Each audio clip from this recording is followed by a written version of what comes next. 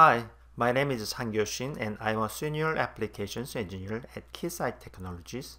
In this video, I'm going to show you how to design and evaluate 5G mobile communications waveforms.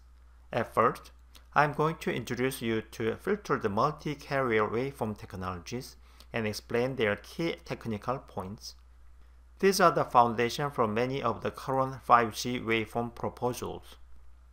Secondly, we will look at waveform quality issues of a multi-carrier system and the nonlinearity from the RF chain.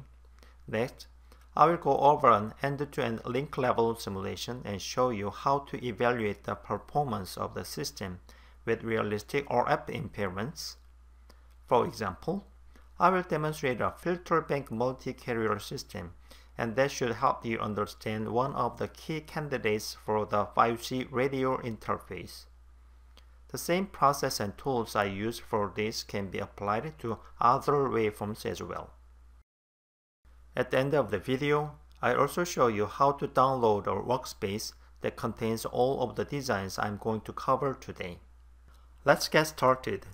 This is a block diagram that is commonly used to describe both OFDM and FBMC systems.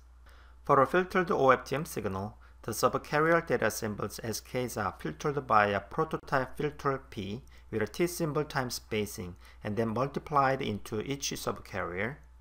The use of prototype filters with a rectangular impulse response H of T leads to undesirable magnitude responses that suffer from large side lobes in the frequency domain. In a filtered OFDM, the rectangular pulse can be replaced by new pulses with a commonly used window function that has soft transitions at the beginning and end of the symbols. This offers lower side lobes at the cost of a wider main lobe. More research has been targeted to find a design using better window functions such as Chebyshev-based designs. The difference between OFDM and FBMC are the choice of symbol time T and the prototype filters. In this FBMC system example using offset QAM symbols, the data symbols are spaced at T over 2 using time delays and a phase shifting that is effectively 0 degrees when K plus N is an even number and 90 degrees when K plus N is an odd number. Now I will take a deeper dive and look at some of the techniques applied to the newer waveforms being explored for 5G. A raised cosine response used for conventional OFDM systems meets the Nyquist criterion, resulting in no inter-symbol interference. The pulse H of T in applications is almost always orthogonal with respect to the shift by n times t. Now a new method of data transmission called faster-than-nyquist signaling has been revisited for 5G research. The key aspect of the FTM method is that H of T is no longer orthogonal with respect to the symbol time, and pulses come faster by the factor alpha. The time frequency grid shows one symbol in each TF unit area, and it meets Nyquist criterion. Now, with the FTN, we can see higher symbol density in a TF area. This innovation can transmit up to twice the number of bits as ordinary modulation scheme at the same bit energy and spectrum. Thus, the required bandwidth is reduced at the expense of the loss of orthogonality between the carriers. The FBMC modulation scheme offers the new idea of a pulse shape adaptation and a dynamic subcarrier spacing technique to adjust the energy spread and to minimize the loss of energy. FBMC is a more powerful technique for multi-user asynchronous fragmented spectrum scenarios such as web access or machine-to-machine communications.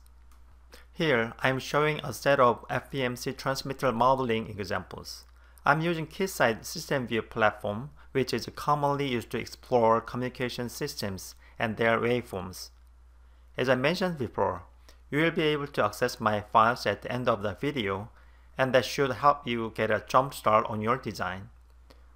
This is the 20 MHz bandwidth FBMC signal with 128 subcarriers allocated. QPSK data symbols are mapped into the FBMC transmitter block configured with a polyphased network synthesis filter bank. It is then upconverted to a 2 GHz frequency band.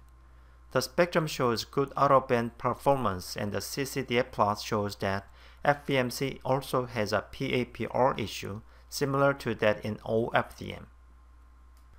Multi-carrier systems are known to have inherently high PAPRs, which can severely degrade the spectral performance of the system.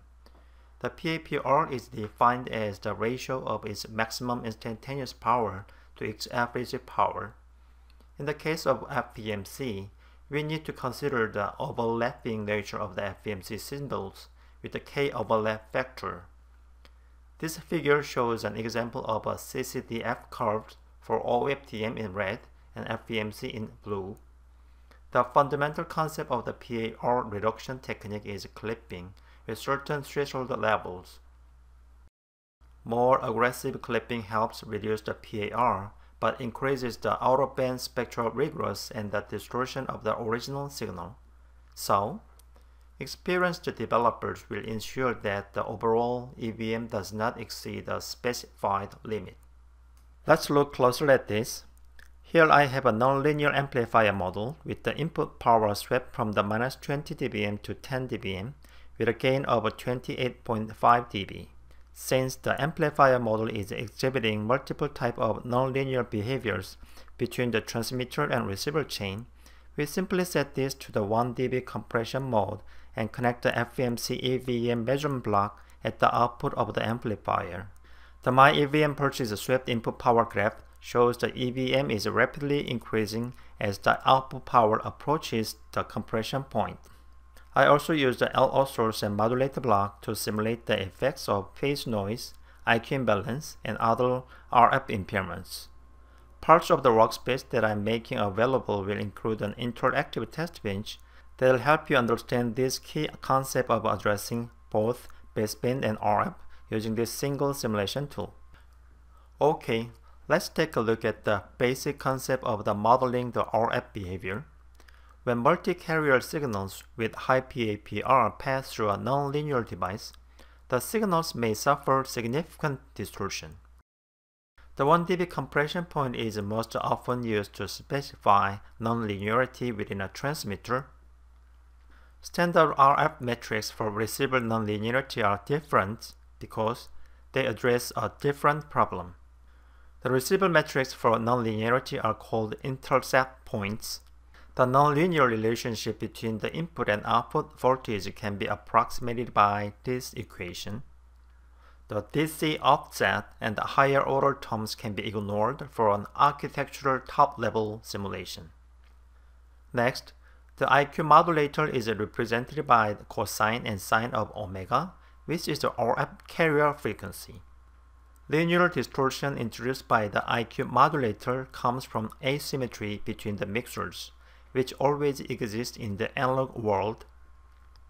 Asymmetry between the mixers can introduce gain imbalance in alpha and quadrature error theta. The quadrature error refers to the phase difference between the two local oscillator signals, aside from the inherent 90-degree difference, and it accounts for phase noise and/or frequency offset. Finally, let's talk about how to evaluate the link-level FBMC system performance. To start, I will take the transmitter configuration that I used earlier and select the ideal time synchronization of the receiver model. Then, I'll put some of the nonlinear characteristics inside the RF channel model using the TX and RX amplifier models. The transmitted and received bits are logically connected to the inputs of the BER simulation model in the schematic. Now, let's run a simulation with 1000 transmit data frames. So now, let's take a look at the plots that were generated from the simulation. The encoded BER curve with the heterogeneous channel on the left shows that both FBMC and OFDM link level performance is similar. With the nonlinearity that exists between the transmitter and receiver chain, we have a higher BER. The coded BER with the fading channel on the right shows the coding gain performance of the LDPC algorithm. In the presence of nonlinearities, without any PAPR reduction applied, it shows the error correction for LDPC is still severe, like the uncoded case. What I covered today was just one waveform technique, but it should give you a good starting point and technical foundation for some of the important considerations in 5G communication system design. You can get the project file I used by clicking the link in the text description associated with this video or by using the URL shown on this slide. Thanks for watching.